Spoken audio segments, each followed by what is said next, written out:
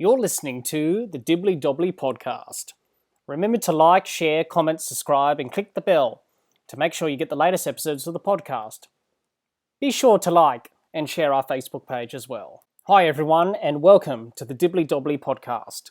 On today's episode of the podcast, we review an amazing T20 International between New Zealand and Australia and preview the third T20 International from the Wellington Regional Stadium. It's the Dibbly-Dobbly Podcast, and let's get started. Let's recap the scores from the second T20 International between New Zealand and Australia. New Zealand batted first and made 7 for 219 from their 20 overs. Martin Guptill top scored with 97 off 50 balls. Kane Richardson took 3 for 43 from his 4 overs for Australia. Australia, in reply, 8 for 215 they finished in their 20 overs. Marcus Stoinis top scored with 78 off 37 balls. Mitchell Santner took 4 for 31 from his 4 overs for New Zealand. New Zealand won by 4 runs and take a 2-0 series lead, and Martin Guptill was named man of the match for his 97. What a game of T20 cricket that we saw at the University Oval in Dunedin, going down to the wire. And what were some of the key factors that decided this match? Martin Guptill's 97 and his partnership with Kane Williamson of 131 for the second wicket, and the late order hitting from James Neesham set up New Zealand's win to get them up to that 219 score. The bowling from New Zealand, taking early wickets in Australia's innings, slowed Australia's momentum, and Australia couldn't recover from that, despite the partnership between Marcus Stoinis and Daniel Sams, which nearly got Australia back into the game. Those were the deciding factors in this game. This T20 match was similar to that epic match played at Eden Park between these two sides in 2018, in that tri-series, which involved England as well, where New Zealand batted first and made 6 for 243. Martin Guptill top scored with 105. Then Australia chased down the runs, finishing on 5 for 245. Darcy Short top scored with 76. Watching this game, it reminded me of that game from 2018, and we nearly had a repeat of that in this match. But New Zealand held on in this match to win by 4 runs, but these two teams always have great matches in all formats of cricket. Let's have a look at how New Zealand performed in this second T20 International. Let's start with their batsmen. Guptill, 97. Seifert, 3. Williamson, 53. Neesham, 45 not out. Phillips, 8. Conway, 2. Santner, 0. That's how the batsmen performed. Let's have a look at their bowlers. Neesham took 2 wickets. Santner took 4. 1 wicket each to Sodhi and Southey, and no wickets to Jamieson and Bolt. So that's how the New Zealand team performed in this T20 International in Dunedin. A good performance overall from New Zealand, I think. A very clinical performance from New Zealand. From the word go, they batted superbly, led by Martin Guptill with his 97. His partnership with Kane Williamson of 131 for the second wicket was brilliant in terms of New Zealand getting that score of 219. And then I thought Neesham, when he came in, he did a very good job. Power hitting towards the end, got 45 not out. So a very good job indeed from the New Zealand batsman, which is the difference in this series, really.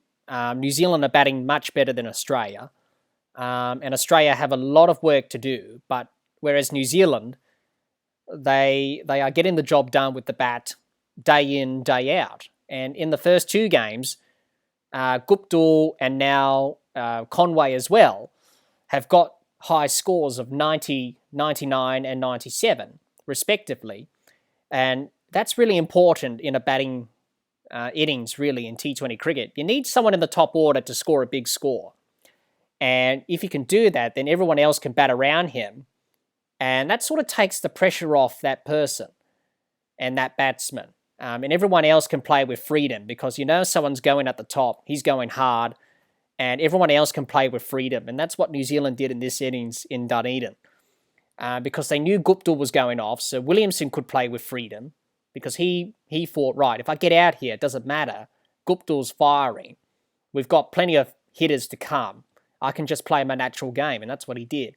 Neesham, the same. He was promoted up the order, and I think this was a plan before the game anyway. If New Zealand were in a position of control and getting close to a big score, which they were, I think the plan was to send Neesham up the order and let him just hit it out, really. If he gets out, doesn't matter, because New Zealand were in a good position. But he managed to cash in and got 45 not out. So that's the thing about T20 cricket. You've got to adapt to all different situations. And I think New Zealand do that better than Australia in the series thus far. Australia are not really adapting well at the moment in terms of the bat and the match situation. Compare that to New Zealand, they are adapting well to different match situations, and they're reading the game well.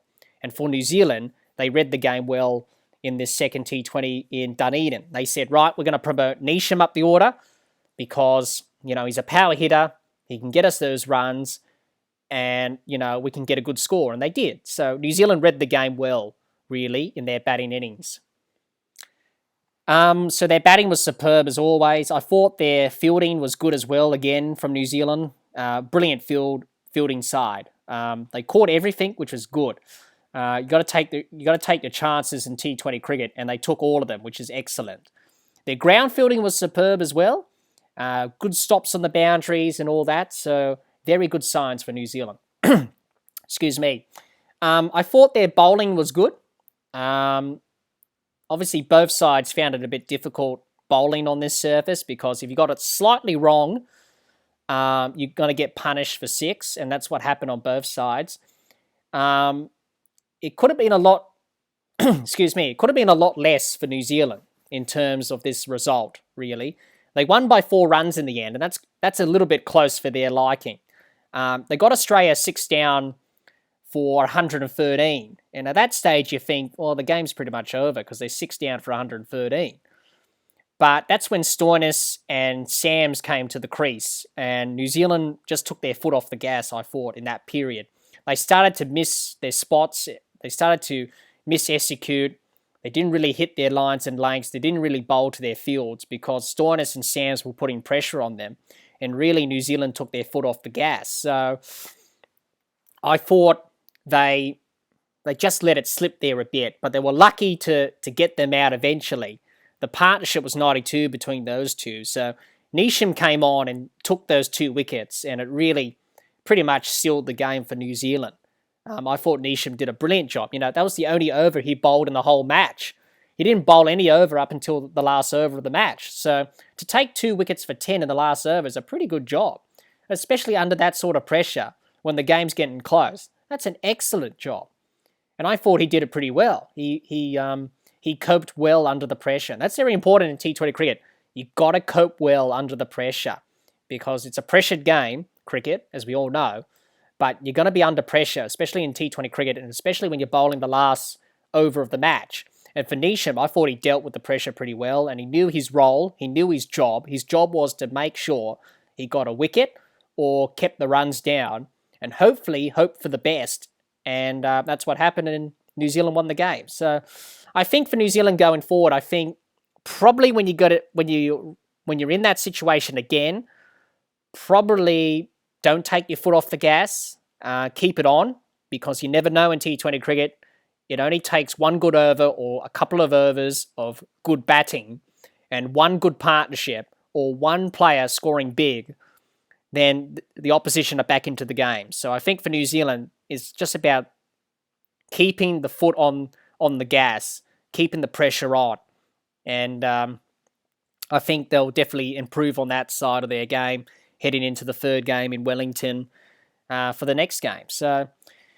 But I think what separates this New Zealand side with Australia is that they're pretty good in all facets of their game at the moment. Australia at the moment look confused. They don't really know what they're doing at times. Whereas New Zealand are a well-drilled side. Everyone knows their roles. Everyone executes their roles superbly as a batsman and as a bowler. So everybody knows their roles in the team. And that's a pretty good sign for New Zealand going forward for that T20 World Cup later on this year in India. So I think for New Zealand, it was another great performance from them again. Obviously, lots of areas, lots of areas to improve on still. You can get better, and I think they can get better. And I generally believe they can win the T20 World Cup later on this year, New Zealand. I think they're a good chance to win it. because they've got a lot of match winners. And they've even got a lot of match winners sitting on the bench and players who are not even in this T20 squad for this series, like Ross Taylor and Colin Monroe. So I really think New Zealand are a genuine chance to really contest the T20 World Cup in India later on this year. But overall, a great performance from New Zealand. Once again, a clinical performance. The key now for New Zealand is not to get complacent for the next game. Once you start getting into that mindset of being complacent, then the opposition are going to bounce back and get back into the series. For New Zealand, they lead 2-0 in the series. If they win the next game, they pretty much wrap up the series. So one more victory for New Zealand, they pretty much wrap up the series. But for Australia, they'll know Australia will bounce back. So for New Zealand, the key there is not to be complacent going forward into the next game. But as I said before, once again, good performance from New Zealand, and they're shaping up as a really good T20 side. Let's have a look at how Australia performed in the second T20 International. We'll start with their batsmen. Wade, 24. Finch, 12. Philippi, 45. Maxwell, 3. Stoinis, 78. Agar, 0. Mitchell Marsh, 0. Sams, 41. That's how the Australian batsmen performed in this match. Let's have a look at their bowlers. Kane Richardson took 3 wickets. 1 wicket each for Sams, Jai Richardson and Adam Zampa, and no wickets for Ashton Agar and Marcus Stoinis. What can I say about Australia's performance in this T20 International in this series? Yet again, Australia, it's been a common theme for a long time now, and for the first 2 games of this series, they're just losing early wickets early in the power play. And when you do that, when you lose too many wickets in the power play, you're never going to come back and win games of cricket. When you're batting first or batting second, I should say, in a T20 match, you're not going to come back. It's always hard to come back when you lose early wickets because it upsets the momentum of the innings and it sets back the team quite a long way. So for Australia, yet again, they could have won this game if they didn't lose wickets early on. They just keep losing wickets. I think the batsmen are trying too much. I think we're trying a little bit too much with the premeditation side. I think batsmen are just premeditating too much, getting a bit funky. You don't need to do that. Just have a good solid base, stand still, see the ball, react to it, play on its merits, and play good cricket shots. The prime example of that in this match was Martin Guptill. He played good cricket shots. He just stood still and hit the ball and played very good cricket shots for his 97. When Australia batted, I did not see that at all. The only batsman who I saw that from was Marcus Stoinis in his 78. He played good cricket shots. He didn't try to be funky and premeditate like Glenn Maxwell did and Matthew Wade did early on in the innings. Because you don't need to do that. You just need to play good cricket shots. I think players get caught up in the mindset of T20 cricket that I got to really premeditate here. I got to play a ramp shot now. I got to play an uppercut, or I got to lap it. You don't need to. I think you just need to play normally, really. T20 cricket, it's not about. Many people will say, well, it's just about hitting sixes. Well, yes, but it's not the true meaning of T20 cricket. It's still cricket. You still got to play good cricket shots and go back to the basics and really bat normally, really. Once you get in and set, then you can try those shots like a reverse sweep or a switch hit or a lap or a ramp shot and try and premeditate then towards the back end of the innings if you're set, but not when you're in early on. I saw that with Matthew Wade. He was moving around the crease too much. He wasn't standing still. He's got to say, I just got to play this shot now. You don't need to. Excuse me. He's opening the batting. And in the first 6 overs of the power play, you've got 2 men out. You've got plenty of gaps to choose from. If you play good cricket shots, have a good foundation, stand still at the crease, you're going to score runs. You don't need to try too much. And I think Matthew Wade, and that's what happened to Glenn Maxwell as well, and that's how they got out, is they tried a little bit too much. They didn't quite do the basics. And that's the thing with Australia, is that they just got to do the basics in terms of batting. Game awareness, form partnerships, rotate the strike, put the pressure on New Zealand and their bowlers. In the first 2 games, In the first game, they didn't really do that at all because they got, defeated quite badly. But in the second game, when Stoinis came in with Sams and Australia was 6 down for 113, I think Australia knew then, and I think everyone knew then, that the game was over. But New Zealand took their foot off the gas. Marcus Stoinis read the game situation and he said, right, I think they've just switched off here a bit. I think they expect to win the game now. But, if we can get a few good overs under our belt and really get that required run rate down, then we're a chance. And he certainly did that with Daniel Sams, who batted superbly as well for his 41. The partnership was 92 in the end for the 7th wicket, and it nearly got Australia over the line. I was impressed with Marcus Stoinis and Daniel Sams because you could say it was easily just to give up at that stage because you're 6 down for 113. We're not going to win. We're chasing 220. It's going to be impossible. But Daniel Sams and Marcus Stoinis said, hang on, if we can just get a good few overs away, really cash in, because New Zealand weren't bowling as well as they did in the first part of the innings. And they cashed in and they scored the runs. And that's what happened. So for Australia, it was great to see them not give up. It could have been the easy option to give up then and there. But it was great to see them not give up and really give it a crack, and they got close in the end. 4 runs is not much, but for New Zealand, it was probably too much for their liking, 4 runs, because it was close. But for Australia, I don't think they should be disheartened by this performance, even though they lost and they go 2-0 down in the series. And it's always hard to come back 2-0 down in a 5-game series because you've got to win 3 games on the trot to win the series outright.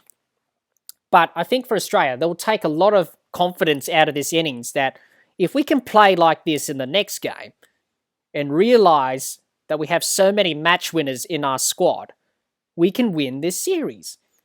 But in the first 2 games, it just hasn't clicked yet. And I don't think anyone in this team knows what their role is. What's Matthew Wade's role? Is he an aggressor at the top of the order? What's Philippe's role? Is he an aggressor? Is he a accumulator like Kane Williamson on New Zealand's side, for example? What's Glenn Maxwell's role? Is he a floater in the order? Is he a pinch hitter? Or is he a finisher? Marcus Stoinis, what's his role? Is he a finisher or an opener or an aggressor? What's Mitchell Marsh's role? Is he a middle order specialist or is he an aggressor or is he a finisher? The difference between Australia and New Zealand is, as I said before, is that New Zealand know what their roles are in their team. Everyone knows their role and they're executing their role superbly. Whereas Australia, they're not. That's the big difference between the two sides. And heading into the 3rd game in Wellington, Australia really need to really find that out quickly. They need everyone to understand what your role is in the team. This is what you're doing. This is what you're going to do, and you're going to do it. Otherwise, if you don't do it, then we've got no chance of winning this game and winning the series. So I think they just need to execute their roles, Australia. That's what New Zealand's doing superbly. Compare that to Australia, I don't think anyone knows what their role is, to be quite honest. So I think Aaron Finch just needs to reconfirm that with the team and say to a Matthew Wade, for example, Wadey, you're an aggressor. We want you to go out there at the top of the order and just hit boundaries. That's your job. That's your role. Can you do that? Something like that. If everyone in the team knows what their role is, then the team will perform well. That's what New Zealand have been doing well in this series, and that's why they've won 2 out of the 2 games and lead 2-0, because everyone's done their role to the letter. Compared that to Australia, they haven't. So if Australia start doing that, then you'll see better performances from this team. And that's what they need to do. Just go back to basics, and hopefully it will start to turn around in the third T20 National in Wellington. Once again, the bowling was poor again from Australia. As I said before, both bowling sides, They couldn't really get their line and length wrong. If you were a few millimetres out, you were going to get punished for 6, and that's what happened on both sides. Once again, the death overs, they started to leak runs again. I think that's a concern for Australia. They just really need to tighten that up. What I noticed throughout the whole game is they bowled a pretty good over, and then the last 2 balls went for a boundary, either 4 or 6. You can't afford to do that because you've just undone the good work in the over. It was a good over up until those 2 boundaries. So that's the problem for Australia. When they reach the last 2 balls of the over, or the last ball of the over, it goes for a boundary. You can't afford to do that in T20 cricket. You've got to get out of the over cheaply as you can. And for Australia, they haven't been able to do that in these first 2 games. So really, for Australia, they need to tighten that up quickly. Otherwise, they could be chasing 200 runs again in Wellington. If they don't get Guptill out early, or, Conway or Neesham or Williamson, for example, then it's going to be 200 plus again. So they really got to tighten that up headed into the next game. Aaron Finch, he's been talked about a lot. Finchy, I like Finchy as a player. He's a good player. We know how good Aaron Finch is. As all batsmen, you go through a form slump and you struggle. For Aaron Finch, he is struggling at the moment. And I do feel for him. The team's just got to wrap around their arms around him and say, Finchy, you still got it. You haven't lost it. You're just going through a bad patch. We can still rely on you to get the runs. And I think for Finchy, the best way for him now in this series is, I think, take the pressure off himself. Rather than opening the batting, probably slide down the middle order. I think that would do him the world of good and hopefully get back into some form. Because if you do that, then that takes the pressure off him and he can play with a bit of freedom. Have Josh Philippe open the batting. He's done very well opening the batting in Big Bash cricket. I think if you have him opening the batting, then, it will take the pressure off Finchy, and I think it will. I know he did that in the Big Bash, Aaron Finch, for the Renegades, and it didn't really work out. But I think now, where Australia need to win the last 3 games of the series, I think it will be the best option for the team and for himself to put himself down the order and let Philippe open the batting, because he's a better option at this stage than Aaron Finch. And then if Australia have a score on the board, for example, then Finchy can come in and play with freedom, like a Neesham did in this game, because he went out and smacked 45 not out. Aaron Finch could do the same thing again in the next game if he bats down the order. So I think he needs to make that decision, Finchy. He's the captain. I think he should make that option available to himself, that I should move down the order, because me opening the batting is not really doing the team any favours, because I'm out of form, I'm not scoring the runs, and I'm not getting the team off to a good start with Wadey at the other. Let me try and say that again. With Matthew Wade at the other end, I'm not getting the team off to a good start. So for him, it's just about, just doing the basics for Finchy, really. Don't overthink it. I think the hardest form of cricket to get back into form is T20 cricket, because you've only got 1 innings and then that's it. So for Finchy, I think it's just overthinking it. I think you just need to go back to the basics. See ball, hit ball, do what you do best. Block out everything in your mind. It's a hard thing to do, and it's a real skill to learn as a cricketer, is to block out distractions from your mind and have a clear mind when you're batting. So I think with Finchy, he's just having a clouded mind at the moment. He's just in 2 places. He just needs to focus on batting and just focus in the present moment, rather than just worrying about what's happened before him in the past and what's going to happen in the future if he doesn't do well. So for him, it's just about focusing in the present moment at the moment. If he does that, then he's going to be back in form. But only time will tell. So I think that's what he should do, really. Australia are 2-0 down in this series. It's going to be hard to win the series. When you're 2-0 down in a 5-game series, it's always hard to bounce back because you have to win 3 games on the trot. I think Australia can do that, but they've got to start turning it around now. if they don't, it's going to be too late. That's the end of the series. So for Australia, if you ask the question now, are they favourites to win the T20 World Cup? At this stage, even though they're missing out players like Smith, Warner, Stark and Cummins, you think at this stage, even if those players were in the squad anyway, I think it would have been the same result anyway, to be quite honest. It still would have been a 2-0 series lead to New Zealand. If you include Smith, Warner, Stark and Cummins, it would have been the same result.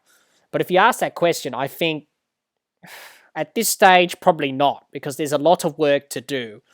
They've got to tighten up a lot of areas in their game.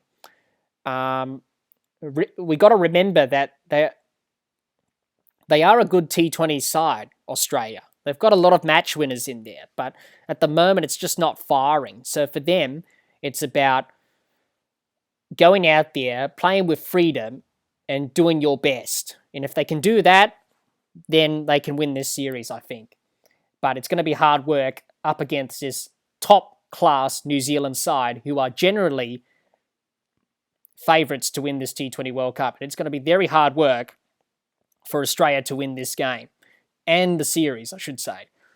But you got to be optimistic as an Australian supporter, and Australia could do it, but it's going to be hard work. But let's hope they can do it, but it's going to be hard work in the process. But hopefully they can do it, and we'll see what happens for the rest of the series. Let's talk about both teams' potential 11s heading into the third T20 International. I think New Zealand will keep the same 11 for the third T20. As they say in cricket, don't change a winning team. They may make some changes to give other players a go in this series. They may do that.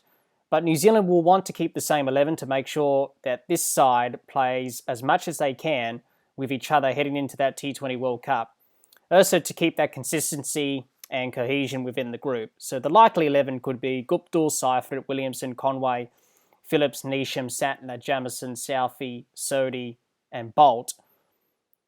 Australia, I think they need to make some changes to their team for this third match in Wellington. I think a change in personnel often brings about different results because Australia need to change up things and try different combinations for this third T20 to try and get back into this series. Otherwise, this series could be gone. Maybe have Ashton Turner or Ben McDermott in the side to change up the batting order, or Jason Behrendorff and Andrew Tye to change up the bowling attack. That will mean that Daniel Sams, who had an okay game and helped Marcus Stoinis in that partnership, and Kane Richardson, who took 3 wickets, could miss out. Another change Australia could do is Aaron Finch to bat down the order and have Josh Philippe open the batting just to change things up a bit, and maybe that could get Aaron Finch back into form. And Australia need him to start getting runs if they are going to win this series. So the likely 11 could be Philippe, Wade, Turner or McDermott, Finch, Maxwell, Stoinis, Agar, Jai Richardson, Behrendorff, Tye and Adam Zampa. Both teams may go into the third T20 with those 11s, but we shall see. What can we expect from the third T20 International in Wellington if the second game in Dunedin was anything to go on? Is that we may see another high-scoring match between these two sides. New Zealand have the momentum at the moment, leading 2-0 in the series. Australia have a lot of work to do to bounce back in this series from 2-0 down. But T20 cricket is an unpredictable game, and it's whoever is best on the day that will win. But let's hope we get another exciting game of T20 cricket as we did in Dunedin. Well, that's the end of the innings to close the play for this episode of the podcast. Be sure to subscribe and click the bell to get the latest episodes of the podcast, and like and share our Facebook page. Until next time, keep safe and bye for now.